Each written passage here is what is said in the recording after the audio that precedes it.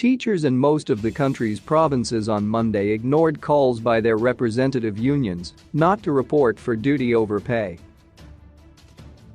Schools opened today for the first term of 2022. Last week, some teachers' trade unions said their members were financially incapacitated to report for duty at the start of the school term.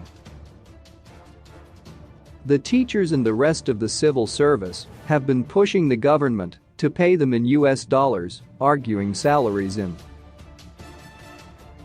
local currency were constantly eroded by inflation and exchange rate movement. But the government, while acknowledging the plight of its workers, has said it cannot afford salaries in foreign currency, but agreed to regular reviews and award of non-monetary benefits such as housing stamps. Reports countrywide today indicated most teachers turned up at schools, snubbing the strike calls by their unions, some of which have been accused of working with Western interests to cause political and economic instability in Zimbabwe. Western powers, led by Zimbabwe's former colonial power Britain, have been trying desperately to dislodge the government over its nationalist stance and have been routinely caught working with labor unions and political parties against the government.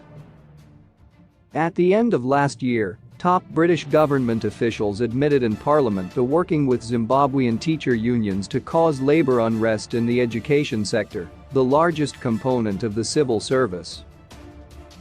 Although not surprising, the admission explained routine calls by the teacher unions for strikes every time schools were due to reopen after every term break.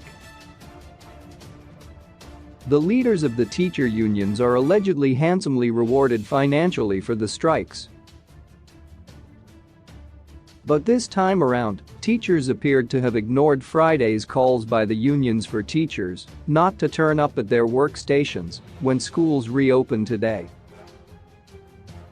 Reports from several schools in Matabeleland South, Mashonaland East, Mbingo, Manicaland, and Harare provinces indicated a strong turn-up of teachers at their workstations.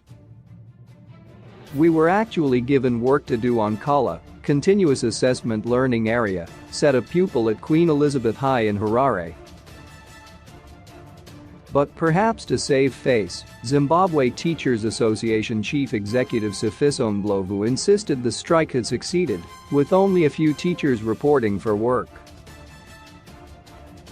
"Quite a number of educators have failed to get to work, while very few seem to have gone there, and mostly these are administrators," he said. "When you look at the situation, you can see how dire it is for a very senior teacher to fail to go to work because he has no bus fare to go there." Labor and Social Welfare Minister, Prof. Paul Mavima said the government, while equally hard-pressed, was always willing to meet the teachers and rest of the civil servants halfway when it came to salaries and conditions of service. At the moment, the two parties are engaged in negotiations to review the salaries. "We want teachers to understand that the government is committed to solving their issues. We have a negotiation process taking place. A government team is consulting with principals, and this is not just for teachers, but the entire civil service," he said. "So as we do those considerations, teachers, headmasters and the teachers' unions leadership should urge members to go back to work and come to the negotiating table so that we can resolve this as a nation, rather than holding the nation at ransom and jeopardizing the future of this country by not delivering one of the most important elements, which is education." He added, "When everything is said and done, they should not hold the nation at ransom. It is the future of this country at stake." Prof. Mavima said the government negotiating team was due to meet today to come up with an offer to table to civil servants when they hold the next round of negotiations.